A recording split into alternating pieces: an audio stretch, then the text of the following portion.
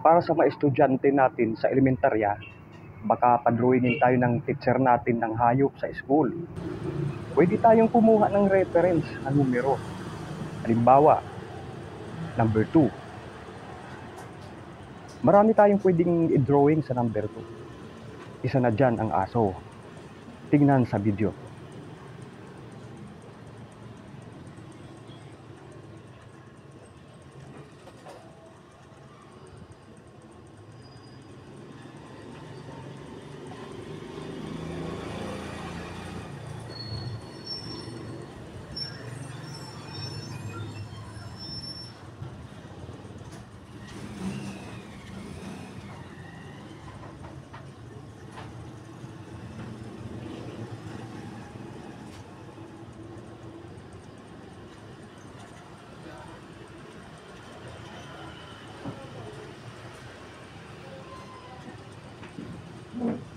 O, di ba?